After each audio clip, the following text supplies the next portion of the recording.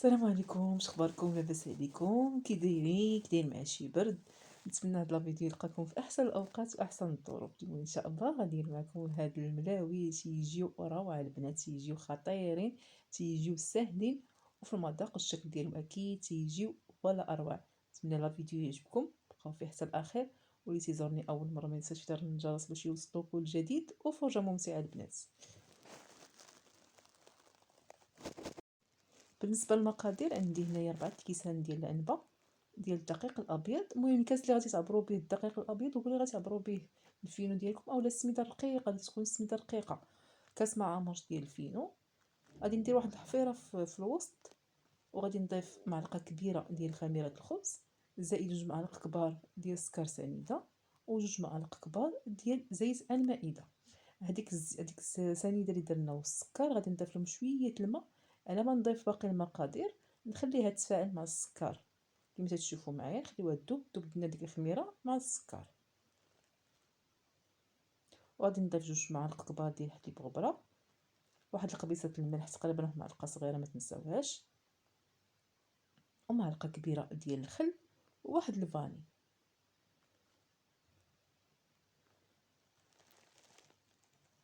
والمقادير مضبوطه غتلقاهم في صندوق الوصف. المهم غادي نخلط العجينه ديالي كامله بالماء ديال الروبين، يعني بحراره المطبخ، بحراره الجو، او واخا الحال بارد. المهم غادي نديرو الماء بارد، ما نديروش الماء سخون. وغادي نعجن العجينه ديالتي مزيان، تندلكوها مزيان حتى تولي طرطق، يعني تولي العجينه كما تشوفوا لينه. غنخليها ترتاح واحد 10 ديال الدقائق ونهزها ونبدا نقسمها هكا كويرات كما تشوفوا معايا. تنقسموها كويرات متساويين كما تشوفوا.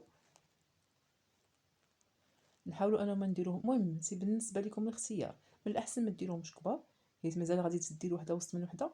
من الاحسن ديروهم متوسطين تيجيو زوينين. حتى هكاك تيولي هذا الحجم هذا اللي درت انايا تيولي كبر معنا. فاش تطلقوهم تديروا وحده وسط وحده تيولي واحد الحجم كبير. من الاحسن ديروهم متوسطين، ما ديروهمش كبار بزاف، ثم تيبقى لكم الاختيار اكيد.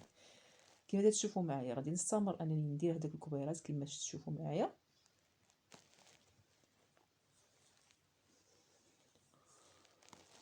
وغادي نديروهم يعني بجوج، يعني وحده غادي نديروها وسط وحده. نحاولوا اننا نكونوا ما نديروش الفرط، يعني نديروا جوج باش يجينا في القياس هو هذاك. تنغطيهم بواحد البلاستيك غذائي وتندهنهم بشويه الزيت ونخليهم يرتاحوا.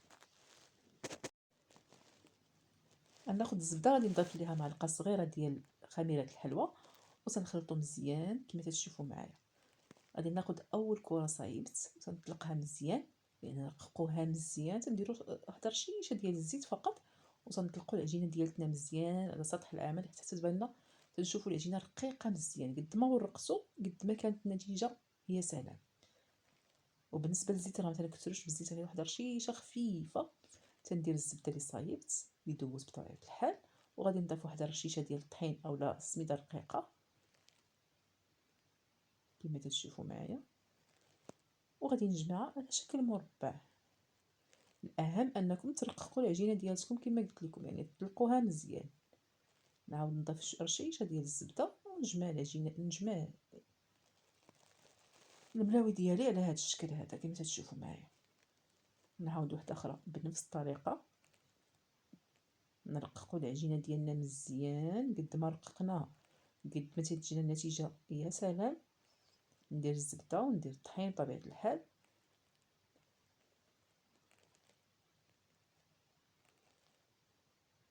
وندير العجينه اللي درتها على شكل مربع نديرها في الوسط ونجمع مره اخرى على شكل مربع.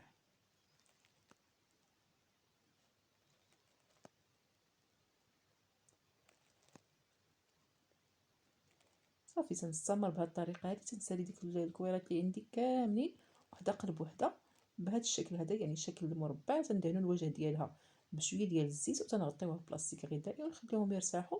قد ما ارتاحوا قد ما تتكون النتيجه يا سلام. تنعاودوا بنفس الطريقه واحده اخرى كما تشوفوا معايا. رققوا العجينه ديالكم مزيان. قد ما رققتوها قد ما تتكون النتيجه مزيانه تيجيو معتبرين.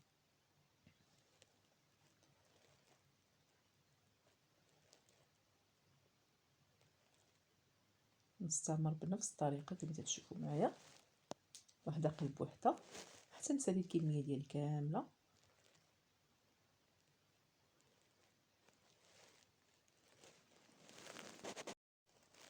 غادي نهز اول وحده صايبت، غنطلقها مزيان، انا نرققها واحد شويه كما تشوفوا معايا بهذه الطريقه هذه. وغادي نجيب الشكلاط ديال الدهن وغادي نديرو في الوسط، ونجمع العجينه ديالي، نجمع داك العجينه ديالي علاش نشكلها على شكل الكويره. يعني انا فاش نكونوا تنجمعوا العجينه ديالنا تنقرصوها باش تلاصق ما تسحلش لنا في الطياب، تبقى ماسكه كما تشوفوا معايا. فاش تجمعوا الجوانب بحال تتقرصوها باش ديك العجينه تتشد راسها وما تتسحلش لكم. ونشكلوا على شكل كويره بحال هكا باش تجينا على شكل مليويه. نجمعوا مزيان بحال الطريقه، ونحاولوا اننا نقرصوها شي شويه باش ما تجيش مدقسه عاود من داك الكويره اللي صايبنا. بحال الطريقه راه ساهله وكتجي النتيجه يا سلام. نكورها بهذه الطريقه هذه وتنخليها ترتاح مره اخرى في البلاطه ديالي. نعاود معكم وحده اخرى بنفس الطريقه. تنسرحوا العجينه ديالنا كما تشوفوا العجينه راها رطيبه، يعني ارتاحت قد ما ارتاحت قد ما تكون مزيانه. غادي ندهنها بهذه الطريقه، ندهنو الشكلاط ديالنا، نحطو الشكلاط ديالنا ونجمعوا الجوانب على شكل دائره. مشات لي الهضره، سمحوا لي. المهم تنجمعوا الملويه ديالنا بهذا الشكل هكا.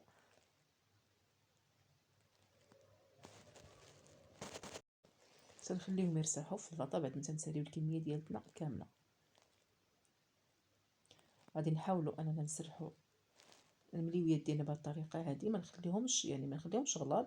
نحاولوا اننا نسرحوهم بهذه الطريقه هذه باش ما يجيوناش مدقسين وما يجيوش غلاظين قد ما سرحتوهم، حيت مازال غادي يخمروا، يعني باقي غيختمروا. لان حنا دائما ما تنساوش اننا دايرين خميره، باقيين غادي يطلعوا. من الاحسن تطلقوهم باقيين غادي يخمروا حتى في الطياب تيجيو طالعين. بعد ما خليناهم يرتاحوا غادي ندهنهم بصفر البيض اللي درت فيه شويه ديال قهوه سريعه الذوبان. تندهنوا الوجه ديالهم، تنشعل الفران، تنخليهم يطيبوا من التحت حتى يطيبوا من التحت. غادي نشعلوا لهم من الفوق، تيتحمروا وتيوليو على هذا الشكل هكا مذهبين وتيجيو رائعين، تيجيو مقرملين مورقين المذاق يا سلام. هذه الوصفه ديال اليوم، نتمنىها تعجبكم وما تنساونيش بالبارطاج. واللي تيزورني اول مره ما ينساش يرن الجرس باش يوصلوا كل جديد. وشكرا لكم على التعليق ديالكم وعلى الدعم ديالكم. نتمنى الفيديو يعجبكم. خليكم في امان الله، الى فيديو قادم ان شاء الله. مع السلامه.